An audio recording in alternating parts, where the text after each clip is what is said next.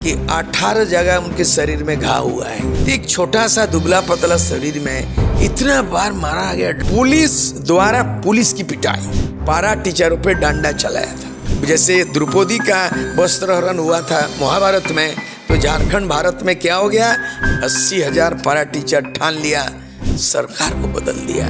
लेकिन बात है कमर के नीचे भी काहे पिटोगे। बच्ची का 3 महीना का बच्चा लेके मैं आंदोलन किया 89 में। मेरी बच्ची पैदा ले रही थी, क्योंकि भारत का संविधान में है राइट टू स्पीच, बोलने की आज़ादी, राइट टू असेंबली, सभा करने की आज़ादी, प्रोटेस्ट करने का है, पक्ष का है, विपक्ष है, बोलने का है, मुद्दे पे है।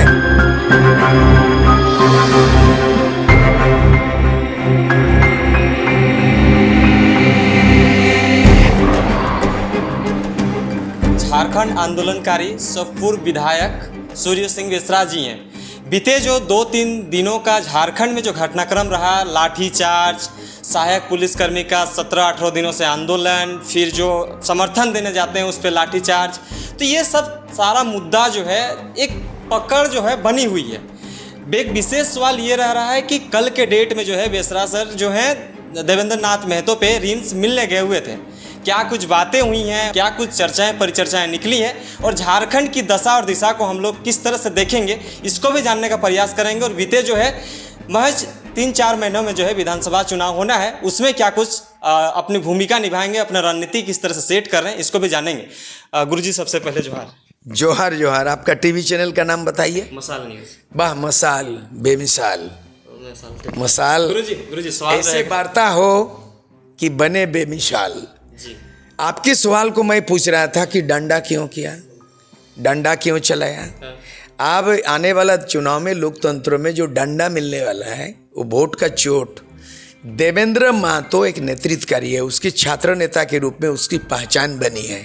चाहे वो झारखंड पब्लिक सर्विस कमीशन को हो या कहे और भी कोई मामला में हो, देवेंद्र नाथ महतो को मैंने देखा एक एग्रेसिव और आक्रामक और डायनामिक लीडर, तो मैं उसको देख रहा हूँ। और मैं रिम्स में जो उनकी अवस्था को देखते मैं रिम्स में देखा तो ये पता चला कि 18 जगह उनके शरीर में घाव हुआ है, चोट लगी है, 1 2 3 18। तो एक छोटा सा दुबला पतला शरीर में इतना बार मारा गया, डंडा मारा गया, वो गनीमत है वो बच निकला, अदरवाइज मुश्किल था।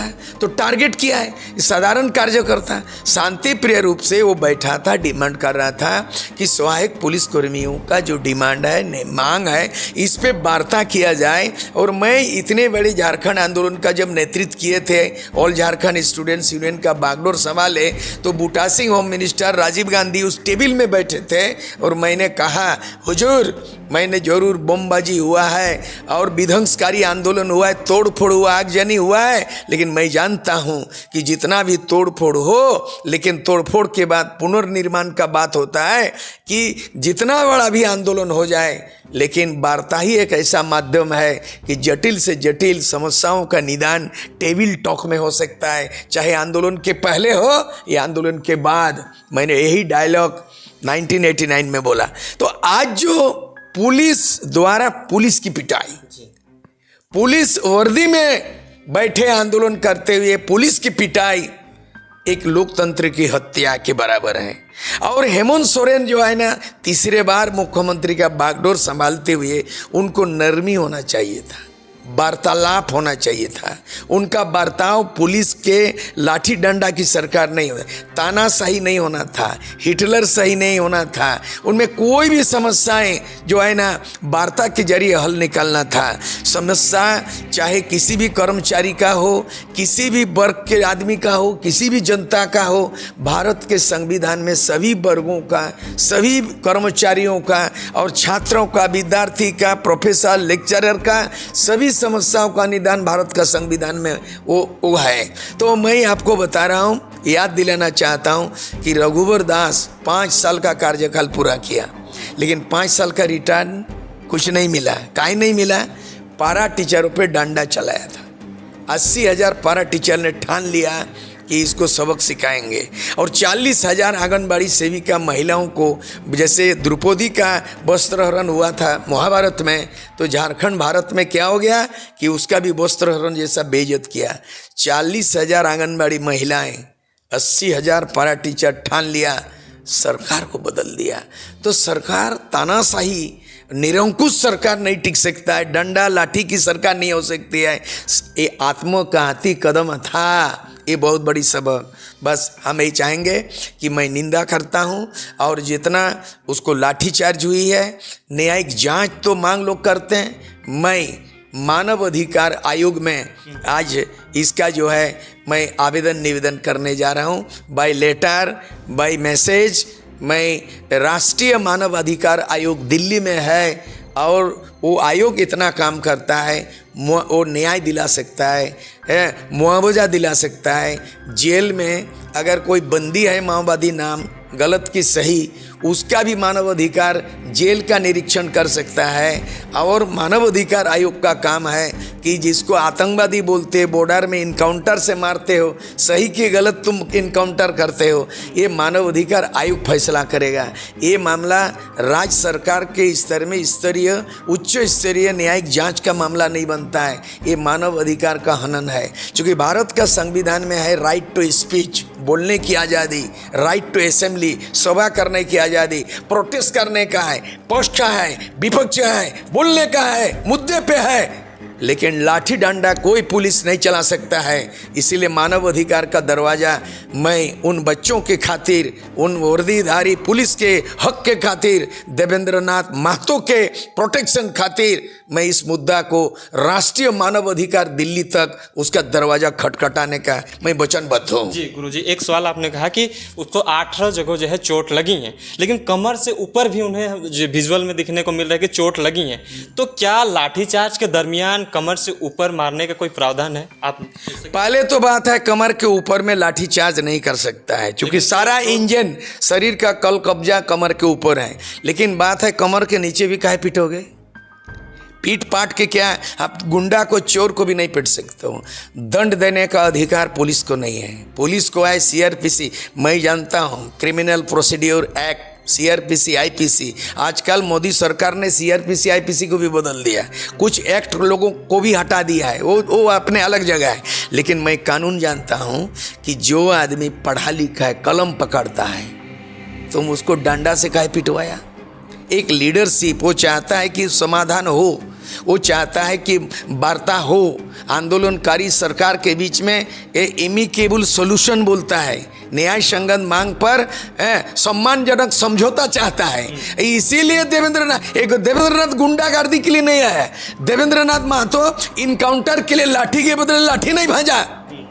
ये आंखों देखा टीवी का फुटेज है, तो बहुत बड़ा गलत है। आपने एक देवेंद्र महतो पे लाठी किया, नौजवानों के मुंह को बंद करने का कोशिश किया, लेकिन लोकतंत्र में ऐसा मुंह बंद नहीं कर सकते हो। लोकतंत्र का हत्या किया आपने, इसका खामियाजा आपको भुगतना पड़ेगा।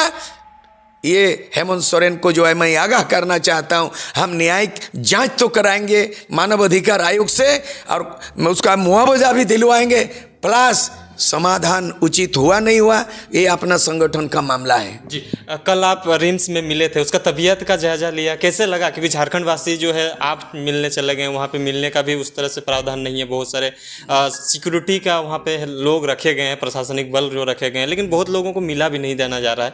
तो आप मिले, उसका स्वास्थ्य की स्थिति कैसा है अभी? मैं उनसे जब मिला और उनकी हालत देखते हुए मैं 1986 की मेरी हालत को याद आ गया। मतलब आपके साथ भी वैसा ही? मैं 1989 में बारीपादा जेल उड़ीसा में बंद कर दिया। एसपी जो है बिनोय बेहरा, मुझे उड़ीसा जाने पे प्रतिबंध था आजसू के लीडर के रूप में।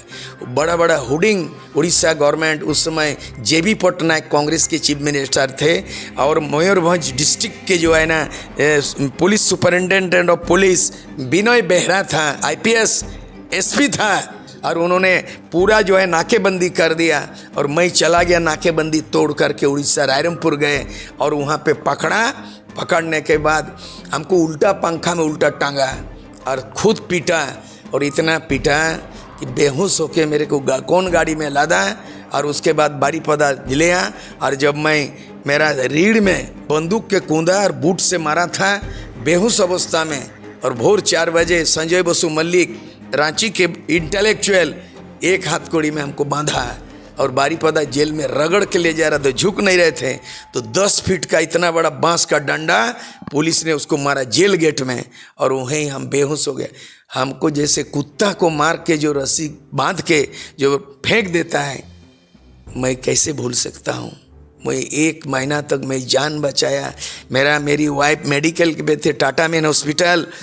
मेरी वाइफ का सिजेरियन हुआ था, मेरी बच्ची का 3 महीना का बच्चा लेके मैं आंदोलन किया। 89 में मेरी बच्ची पैदा ले रही थी और मैं जेल में था बारीपदा। वो याद दिला दिया हमको। मतलब उसको देख के, देवेंद्र को देख के वो चीज़ आपको याद आ गया। मुझे साथ भोग तो हो गया इस तरह।